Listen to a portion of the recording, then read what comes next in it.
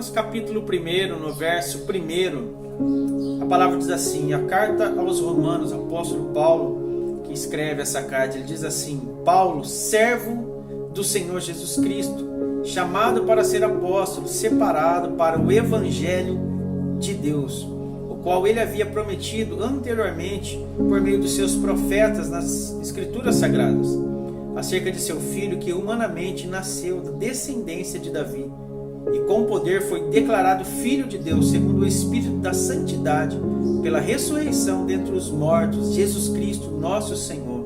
Por intermédio dele e por causa do seu nome recebemos graça e apostolado para chamar dentre todas as nações um povo para a obediência que deriva da fé. E vós igualmente estáis entre os chamados para pertencerdes a Jesus Cristo. A todos os que estáis em Roma, amados de Deus, convocados para ser santos, graça e paz a vós, da parte de Deus, nosso Pai e Senhor, Jesus Cristo. Amém? Eu quero conversar com você a respeito do Evangelho. O que é o Evangelho? O que representa para você a palavra de Deus? O que esse Evangelho, qual é a mensagem que as Escrituras Sagradas nos traz a respeito do Evangelho? A igreja, ao longo da história, ela vem sendo inserida na sociedade, nos projetos sociais, em todas as áreas, né, sociais. A igreja, ao longo da história, ela vem sendo inserida, fazendo parte de todo esse contexto, e ela vem trazendo uma mensagem. A igreja, ela vem carregando uma mensagem, e essa mensagem ela é centralizada, resumidamente, de uma forma direta. A mensagem da igreja está ligada à obra salvífica de Cristo Jesus na cruz. Então essa é a mensagem que a igreja, ao longo da história, ela vem carregando. Uma notícia de uma liberdade, né? Uma dívida que foi paga, uma dívida que homem algum teria condições de pagar. Somente um sacrifício perfeito e somente o próprio Cristo poderia pagar essa dívida, qual estava essa condenação sobre nós. Então essa é a mensagem que a igreja, ao longo da história, ela vem carregando acerca da mensagem de Cristo, da obra de Cristo na cruz. Mas também, ao longo da história, a igreja ela tem que ir lutando, né, para que essa mensagem, para que a mensagem verdadeira, a mensagem genuína, né, ela não se perca, porque ao longo da história muitas falsas mensagens também foram sendo introduzidas com o propósito de desconstruir a verdade do Evangelho. Já no primeiro século, né, já existiam aí falsas mensagens tentando desconstruir a essência do Evangelho. Na época do apóstolo Paulo, né, ele já enfrentava problemas aí dessa natureza. Já existiam ali os judaístas, né? O que eram esses judaístas? Eram judeus convertidos, né? Que eles declaravam que eles acreditavam em Cristo Jesus, mas eles declaravam que para que fosse completa a salvação, eles teriam que guardar as obras, né? As obras da lei que era anunciado por Moisés. Então isso já desconstrói a mensagem do Evangelho, né? Que a mensagem do Evangelho é uma mensagem que Deus salva gratuitamente pela fé em Cristo Jesus, né? Então os judaístas, né, que eram esses judeus convertidos da época, eles aceitam em parte a mensagem, né, acerca da salvação, só que eles dizem: não, mas para que vocês possam realmente serem salvos, as obras, né, as obras que Moisés anunciou, vocês precisam fazer essas obras para que vocês possam ser dignos, né, de receber aí a salvação através junto com Cristo. Então isso corrompe uma mensagem do Evangelho que Deus ele ofertou gratuitamente, sem nenhuma colaboração do homem, ele oferta o seu Filho como sacrifício vivo para pagar uma dívida que nenhum de nós e que nenhuma obra humana poderia pagar. Então, na mesma época também começa a aparecer aí os libertinos, né, no período dos apóstolos aí também, pessoas que diziam, né, que essa notícia era boa demais, né? Deus salva pela graça, pela fé, e logo eu não preciso fazer nada, né? Então, se por um lado a gente tinha um grupo de pessoas que defendiam que para você ser salvo você precisava praticar algumas obras para que você fosse justo de receber tal salvação. Por um outro lado, os libertinos, eles declaravam que eles não precisavam fazer nada, que era uma boa notícia, eles não precisavam viver em santidade, eles não precisavam guardar os mandamentos, porque a graça de Deus era sobre a vida deles, então eles não precisavam ter compromisso com nada, né? Então a gente vê aqui dois extremos, né? Então a gente vê que a igreja ela precisa lutar, né, nesses períodos, logo lá, já no começo de tudo, né, a igreja sempre lutando para que a verdade, que a mensagem genuína do Evangelho, com a sua essência, com a essência da mensagem, ela não viesse a ser corrompida. Então a igreja precisa se levantar para combater com esse grupo também, para que a palavra de Deus verdadeira, genuína, que a mensagem da salvação que foi entregue gratuitamente através do sacrifício de Cristo permaneça, né, sendo levada e permaneça na sua essência. Então daí já no século II aparece aí uma nova tensão aí com um novo evangelho, né, chamado aí de gnosticismo, né, é uma tentativa aí de misturar a mensagem do Evangelho com a filosofia grega, com as religiões misteriosas, com as religiões místicas, né?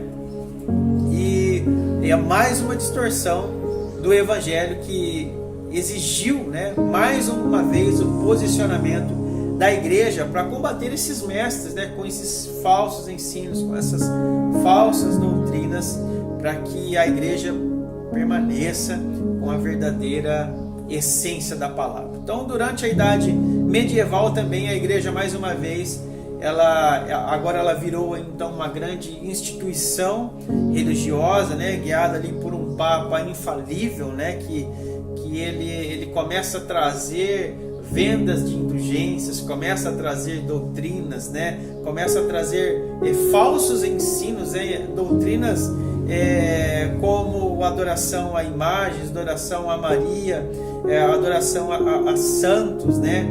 Começa a surgir então a teologia da doutrina, né, do purgatório, né? Eles começam a defender que a salvação era pelas obras também, juntamente com a fé em Cristo. Então só a fé em Cristo não era digno de ser salvo, mas precisavam de ter as obras. Então as obras que traziam a salvação. Então se você executasse, se você fosse um cumpridor da lei, né, então você estava justificado. Então já começa a distorcer novamente.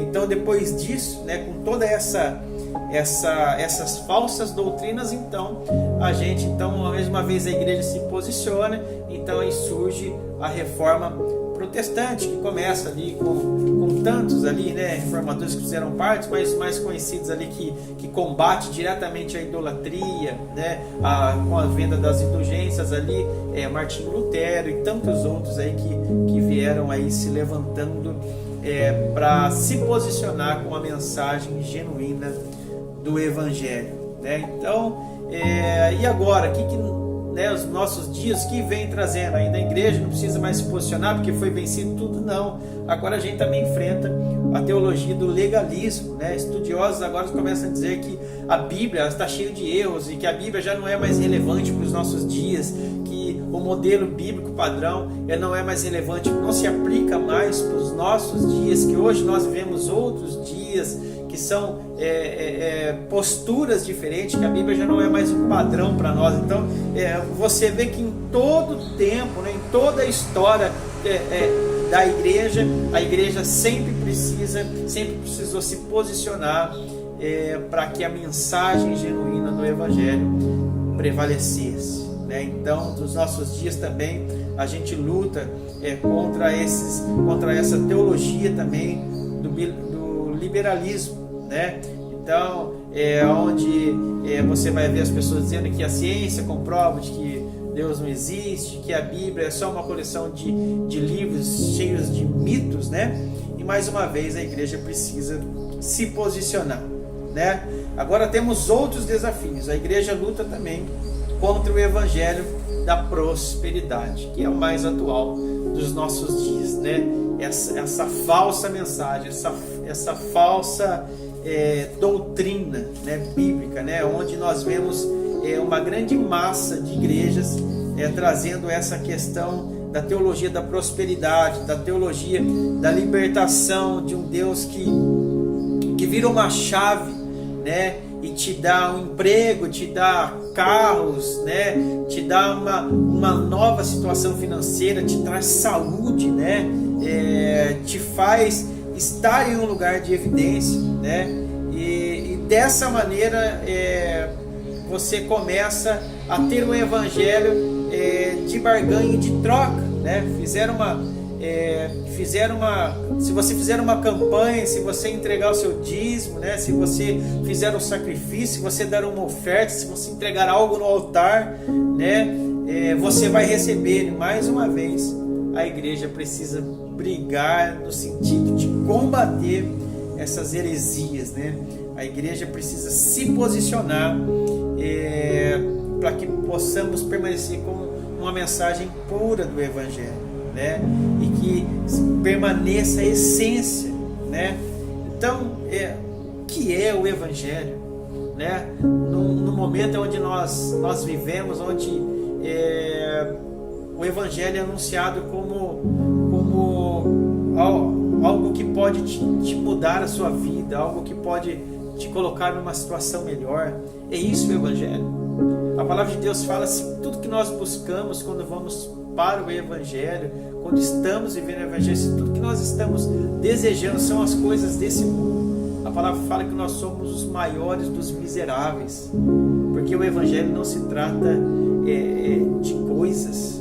O evangelho não se diz a respeito daquilo que nós podemos fazer para receber, mas o evangelho anuncia aquilo que foi feito por nós, né? Então, em primeiro lugar, o apóstolo Paulo ele nos ensina no verso 1 de Romanos, né? No verso 1, capítulo 1, verso 1, que o evangelho é de Deus. Não é isso que ele começa anunciando aqui? Ele diz assim: Paulo, servo do Senhor Jesus Cristo, chamado para ser apóstolo, separado para o evangelho de Deus. Então Paulo ele já traz uma resposta a respeito aqui, um primeiro ensinamento do que é o evangelho. O evangelho é o evangelho de Deus, que o apóstolo Paulo foi separado para pregar o evangelho de Deus, ou seja, as boas notícias de Deus, as boas notícias que vêm de Deus, né? Então uma primeira coisa que aprendemos é que o evangelho não é de origem humana. O evangelho não vem daquilo que nós podemos produzir, mas o evangelho vem da parte de Deus. O evangelho é de Deus. No verso 2 nós vemos que o evangelho é uma promessa também, uma promessa de Deus que havia sido prometido por meio dos seus profetas nas escrituras sagradas, não é isso? Olha só, no verso 2, a qual ele havia prometido antes, o qual ele havia prometido anteriormente por meio dos seus profetas nas escrituras sagradas. Então o evangelho também é uma promessa de Deus. O evangelho fala acerca de algo que haveria de ser cumprido, né? Então nós vemos essa relação das antigas escrituras sendo uma promessa para aquilo que no novo haveria de ser cumprido, né? Então a gente vê logo lá no Primeiro Testamento, no livro de Gênesis, Deus faz a primeira promessa, que da descendência da mulher virá alguém que esmagará a cabeça da serpente, né? Depois, quando Deus chama também Abraão, ele diz: da sua descendência todas benditas serão as famílias da terra, né? Toda a descendência partindo de Abraão serão benditas todas as famílias da terra, né? Através da descendência que viria da família ali de Abraão. Então nós vemos o Senhor anunciando, né, as promessas acerca daquilo que haveria de ser cumprido. Então o evangelho que Paulo estava anunciando não é um evangelho apenas da sua mente, da sua cabeça, né? Mas Paulo está anunciando as coisas que estão se cumprindo, né, ali no Novo Testamento, acerca das coisas que foram prometidas a respeito da parte de Deus, né? Então a nova aliança é um cumprimento das promessas de Deus. Através de Cristo Jesus, na primeira aliança nós temos as promessas. Já no segundo aliança, que agora no Novo Testamento, nós temos o cumprimento através de Cristo. Amém? Então, essa é a segunda coisa que aprendemos aqui sobre o que é o Evangelho, que é também uma promessa de Deus e que Ele cumpre através do seu Filho Jesus. E uma terceira coisa que nós aprendemos é que o Evangelho ele gira em torno de uma pessoa, né? No verso 3 diz que o Evangelho é a boa notícia, a resposta de uma pessoa. O Evangelho não é sobre uma prosperidade material. O Evangelho não é de você receber uma bênção. O Evangelho não é de você receber uma cura. O Evangelho não é não diz respeito de uma moralidade, não diz respeito de uma ética. O Evangelho é uma pessoa, é a mensagem, é a respeito do seu Filho Jesus. Deus está falando. Jesus é o centro do Evangelho. Portanto, é o centro da pregação da igreja. O Evangelho é uma pessoa. O Evangelho é uma promessa de Deus que se cumpre através do seu Filho Jesus. O Evangelho é o centro da pregação da igreja. O Evangelho é Cristo. Então, tudo que você possa ouvir nesses dias que não está centralizado no Cristo, no Filho de Deus, toda a palavra que você ouvir nesses dias a respeito do Evangelho, que o Evangelho vai virar uma chave na sua vida, que você vai prosperar, que os seus celeiros não vão faltar nada. Isso não é a mensagem do Evangelho. A mensagem genuína do Evangelho diz respeito à obra de Cristo. O Evangelho genuíno diz respeito acerca daquilo que foi feito para nós, não daquilo que nós podemos receber e podemos fazer através do Evangelho, mas o Evangelho diz respeito daquilo que foi feito por nós, daquilo que foi conquistado, ou seja, Cristo conquistou um lugar de acesso novamente ao Pai, um lugar que nós não tínhamos direito nenhum, mas o Evangelho de Cristo, o verdadeiro Evangelho, nos trouxe novamente para esta mesa, a mesa do Pai. Deus te abençoe, permaneça no Evangelho.